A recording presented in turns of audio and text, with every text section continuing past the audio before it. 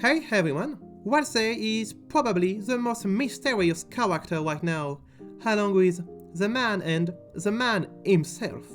I haven't really seen my take on him anywhere else, except once in a comment section on Reddit, so I think I should explain it. But before I can actually do that, I need to make a short analysis of his friend, Kris. Kris, I swear I'll actually try your long-form deep and detailed analysis video at some point. I just need to find an angle. But for today, let's talk about this very specific one. One of the reasons Kris seems like an outcast is because they literally are one. They are the only human in a world of monsters. But it's not only that, and from the evidence I shall provide post-haste, they suffer from it. The very first introduction we got of them is a bedroom. There's an empty bed on the opposite side of the room, full of great stuff, objects, memorabilia, computer, and prizes and trophies. And well, Kris's side is the opposite. It's empty, desaturated, messy, and just a cage, and a bigger bloodstain. I think that, in a way, what this bedroom is trying to tell us is that Asriel is what Kris cannot be. A successful kid. A sportive person, but not a jock. A literate person, but not a nerd. Or maybe both a nerd and a jock. What matters is, Kris seems to be not much in comparison to the brother's academic and physical achievements. And I think it's fair to say Asriel is Toriel's favorite. She does not even bother with a damn bloodstain in her kid's bedroom. A bigger thing to go along that idea is something under Asriel's bed. There is a normal, emphasis intended, controller and a knockoff one. Which may seem like absolutely nothing when you start out the game. However, when you start taking into account other things, it all starts to make sense. For instance, a very well-known thing. Kris's horns and band. It's something Kris wore and loved a lot. They wanted to have horns like the rest of their family. They even asked their mom when theirs would grow. I think most people can imagine how it feels to learn you're adopted. But I think it's worse when you're not even the same species. So, basically, these fake horns make them belong in the family, while not being a real monster. Which could be linked to the controller, which is like a knockoff version of their brother, living in a mirrored room, but much sadder and emptier, having a knockoff controller instead of a real one, and fake horns instead of the real deal. And after all, copies are monochrome. I don't think these parallels with Asriel are innocent. One last point to add is this dialogue. But knockoffs don't have the right to complain. That when I played the chapter for the first time, I read as relating to Kris, while it also relates to the character saying it. But after all, projecting is a big thing and Deltarune enneagrams are seemingly in Kris's mind. So I think it also relates to Kris. They don't have the right to complain. They are knockoff. So, they are the quiet, laid-back kid in school. They don't mention the blood to the mother. They don't complain. They just suffer in silence, which I think a lot of people can relate to. I think there could be a case to be made that when Asriel was there, he made them feel like they belonged. But with their broken family and friendships, I think Kris's happiness plummeted. Especially since that isn't really not the only thing that makes them feel different, even if it's the most important one. There's also the racism. These undertones are subtle and not too important for today, so we'll get past these quickly. But they are still present. Let me give you an example, by looking at this no-drag dialogue.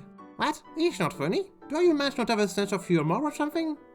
Replace the word human by the minority of your choice, and you'll see what I mean. Even monster kids tell him it's bad. It's a subtle hint to show that racism is not uncommon in the monster society, especially in teenagers. But being a human in Deltarune is so much worse than that. They have books about how to raise human kids, which implies that humans are seen as different, while they are not really that different, like monsters have dinosaurs and snakes and birds. Why would just having a person who's just covered in skin be more different? The existence of the book also implies there is so few humans that it's common for monsters to have to take care of them, which then again implies something happened to humans, but that's not really the topic for today. Overall, it really seems like Kris is a weird kid, and that kind of behavior tends to happen when you're ostracized. There is a lot of factors spanning up to explain Kris's personality. I hope and manage to prove that Kris, as a person, deeply wants to belong in their family and society. They probably feel discontent with themselves, their achievements and, well, humanness. Their red horns being the biggest part of it. Kris overall seems to feel like a knockoff, a worthless piece of junk only worth of being used for the human parts, as the cage or the prophecy. Interesting how the prophecy insists on the human parts.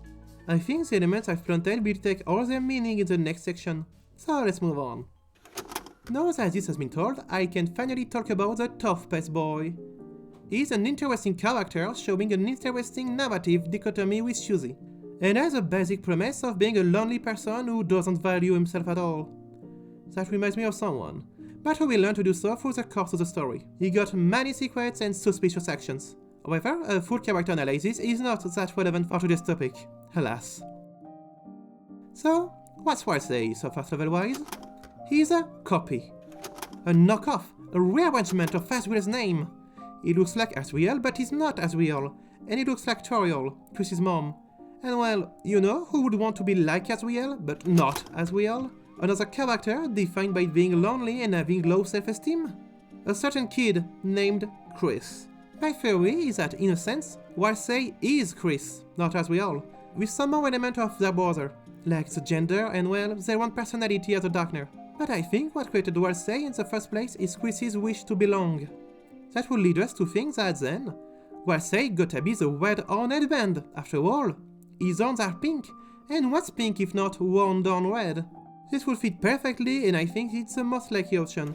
However, I have one slight issue with this idea, hence why the last thing we'll do is explore one additional possibility.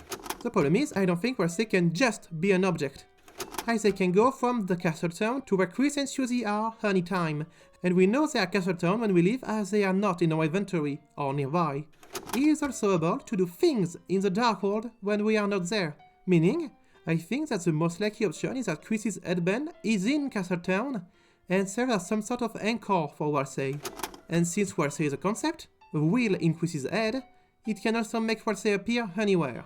Don't forget again that Dark World are just life-size make-believes, and that the Forgotten Man is also probably just repressed memories. So why couldn't Ralsei also be something in Kris's head? I think this option solves all the problem with Ralsei, why they're weird, can teleport from Dark World to Dark World, etc. Ralsei is the inner monster in Kris's mind. Why do their secret discussions? Maybe because it's for Ralsei and Kris to process what's happening and reach a better solution? Why does Ralsei know the prophecy? Because Kris works for Carol and the Knight who also knows the prophecy. Okay, maybe Ralsei knows that due to Gwengaster witness. But my theory also gives a good explanation that I really enjoy. Overall, I think that Ralsei is just the ideal version of Kris that they want to be, a fitting member of their family, a worthy dreamer. And I think it's why sometimes Kris feels uncomfortable with them, especially in the first chapters.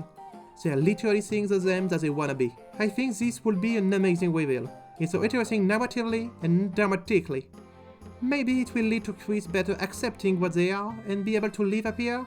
I can't really predict. I just want to expose the idea that Ralsei is Kris, not Asriel. And on that, thank you for watching, and don't forget to like and subscribe. See you later, friends!